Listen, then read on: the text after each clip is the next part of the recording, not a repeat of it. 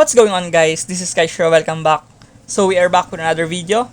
So in this video we're going to cover my Dragonmaid deck profile post QCTB or quarter century Trinity box that I have used on multiple tournaments in our Kaido Willis weekly tournament and Nayo League tournament. So I have multiple first place on this deck profile. Actually it was triple first place, but the previous tournament was before the January 2025 Banlist. So I'm just going to count the two tournaments that I have top using this deck to reassure everyone that I am using the Dragonmaid in the January post Banlist. So I have used the Dragonmaid in post QCTB because I do feel like that the deck is really strong, and on top of that I have already the core and it is pretty budget. So yeah, without further ado, let's start. So this is my main deck, 40, short and concise. First would be 3, Kitchen. So many people would like to argue that Kitchen is the best starter in the deck right now. I could agree on some degree, but for me, it is not always the case. There are a lot of times that you would want to see Parlor or Chamber on your hand above the Kitchen. But all in all, Kitchen is a really strong starter for this post QCTB Dragonmaid. So 3 Kitchen. Next would be triple Chamber. So the former best starter of the Dragonmaid. So yeah, 3 Chamber. I would want to still run 3 Chamber. Next we do have 3 Parlor. People have really tried to diminish the copies of Parlor into 2 sometimes on the modern Dragonmaid deck list on Japan and Korea. But for me, I would want to have the third copy for the sake of having more names and better grind game. And also, I can only side the third copy of the Parlor when I'm going second, or my main deck is quite tight for my sideboard patterns. So for the sake of assurance of having the third copy, I ran with 3 copies of Parlor. Next would be the 3 big dragons, the new one. And I'm running the Tinketch and Lorpar. So this is the only 3 dragons that you only need on my pre QCTB Dragonmaid list. I am running 3 copies of this card, but I have figured that it is not really important to play 3 copies unless you are playing an explosive build of Dragonmaid. So I have trimmed the copies of this card into only 1. And thankfully it worked for me. So only 1 Tinketch and 1 Lorpar, because you would want to have fathers for your Parlor and Kitchen. And next, my hand traps, we do have 3 Ash Blossom. Of course, mandatory to play 3 Ash Blossom. Unlike before, this deck really doesn't care about Maxi. But right now, you could get really punished with Maxi. So you would want to run Ash Blossom on this. Next, we do have triple Droll and Lockbird. Very important in this format. Especially a lot of combo decks are running around. So 3 Droll. And next, we do have 3 Veiler. So people are really skeptical on playing Veiler on this format, but for me it is very impactful, and especially on the Philippines metagame where a lot of people are running Sword Soul, other stuff like Voices Voice, and the likes of the Hero, those budget friendly decks that are very accessible and still very strong. So they always get punished with Veiler. So I took the liberty to play 3 copies of Veiler on this deck. And of course the 2 Maxi. For me, Dragonmaid really wants to rely on cards like Maxi because this is a pretty slow deck in terms of sealing and explosiveness. Even though it got support, you are now more explosive, but it is still not comparable for the likes of Blue Eyes Primite, Mementotlan, and the likes of Malice, no? So you're still not explosive enough to outgas those decks. So you would still want to rely on your good old cockroach in the form of Maxi. And we do have the Bestial Duo, the Druid Worm and the Magnamut. I am really skeptical on running the Druid Worm on this build, but I have thought that we still have a lot of light and dark targets on the graveyard. Even the likes of Land, Blue Eyes, and Malice, and the popular Voices voice here in the Philippines, and of course the Dragonmaid as well. So you have a lot of light and dark targets on the graveyard, and if you want to calibrate the deck playing Bell or DD Crow, I would just suggest just play the Druid Swarm because it is a body on your field and it does really something on the metagame. So yeah, Magamut of course mandatory here. Very impactful card for the Dragon Maid. And for our spells, we do have two. Hospitality. Before, I was really thinking if I'm going to play the third copy, but it didn't come up on my testings. I often see myself only contented on two copies, so I just ran two. Only two. I think it is perfect and fine. But if you want to just play more resilient on this deck, you would want to bump the copies of Hospitality into 3. Next would be one changeover, of course. You would only want one changeover on this build. And we do have two Called by the Grave. On my initial list, pre-QCTB, I am not running Called by on this build. I always have the mindset that I can just tidying pass on your opponents when your opponent throw a false or max your Puruli at you. So I just think that you would want to try to be more aggressive on this new Dragon Maid with new support with the latest Dragon Maid, no. So yeah, I tried to play the Cold Buy and it worked for me. So yeah, I think Cold Buy will stay on my future builds.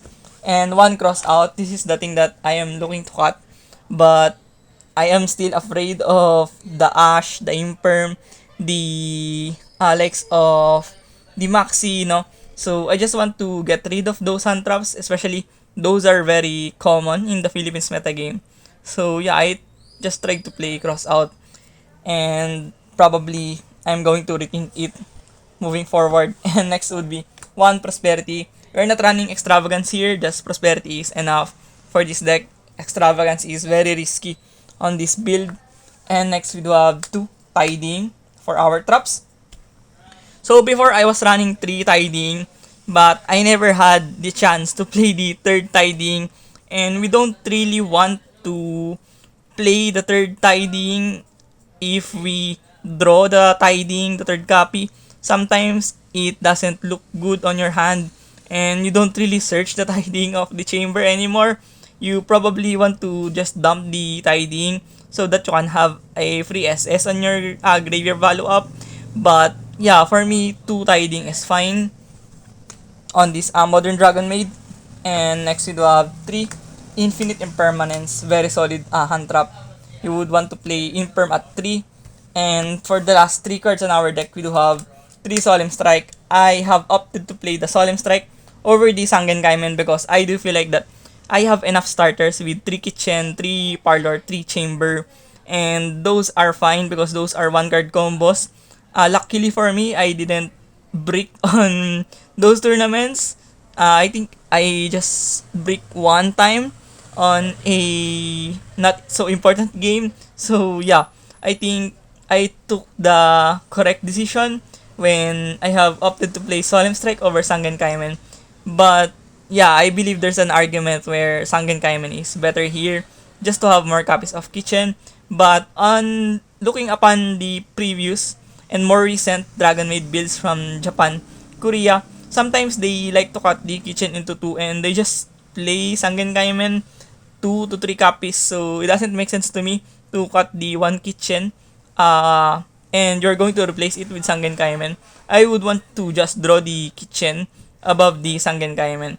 So yeah, I just played Solemn Strike to control the match better when going first, and with Seal, with Shoe, and a couple of hand traps with Solemn Strike is pretty much game over once you have that kind of hand going first. So yeah, 40 card main deck, short and concise. You wouldn't want to run more of these. I think 40 is enough.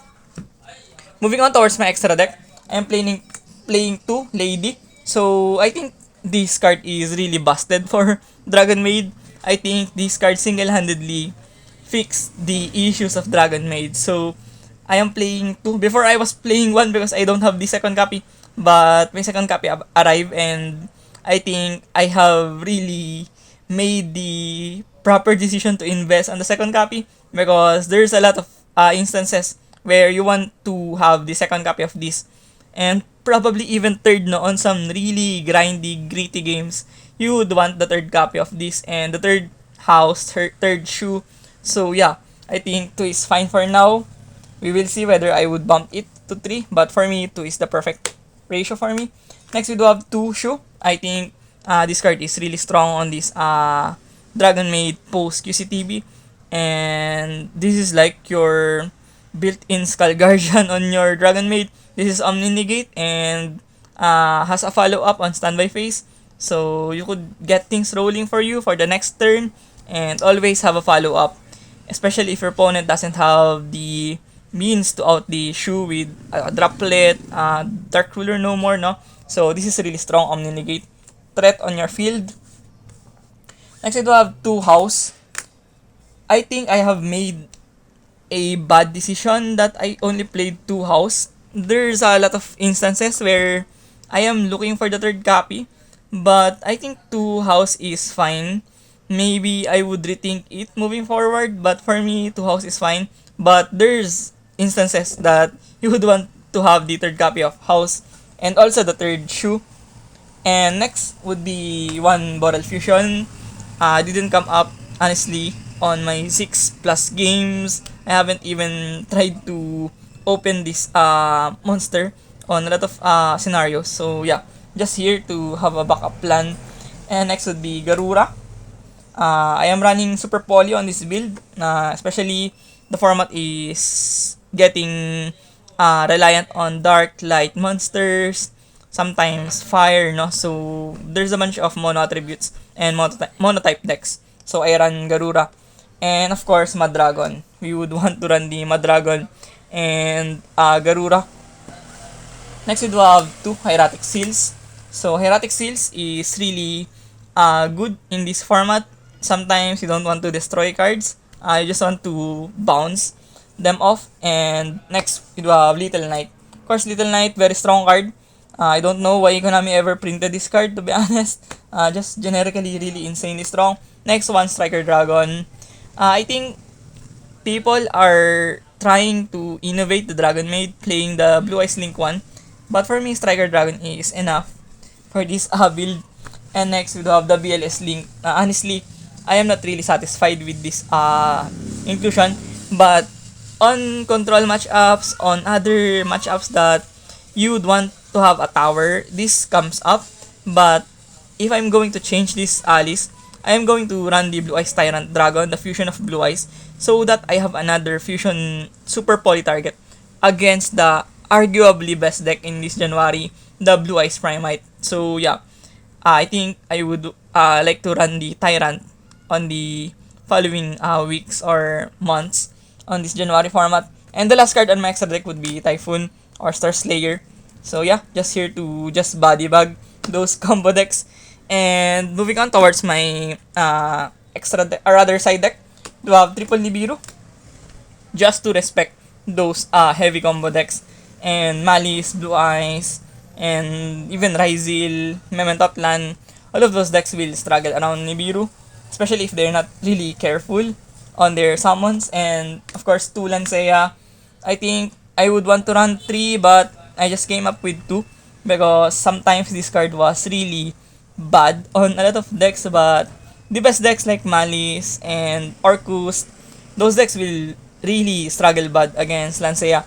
And even the Dragonmaid mirror match, Dragonmaid can get rattled with 1 Lancea. They would just end on the previous board of Dragonmaid with Tiding Pass or Seals Pass, no? So Lancea really phenomenal against Dragonmaid as well. And next we do have the Sight. Oh my goodness, Sight. I don't really have the right explanation to justify why Sight got away with the January Banlist. I have no idea. Konami don't know what they are doing with this Sight. They have limited to 1 the Sight. It doesn't even make sense, to be honest. Yeah. So yeah, we just run 1 Sight.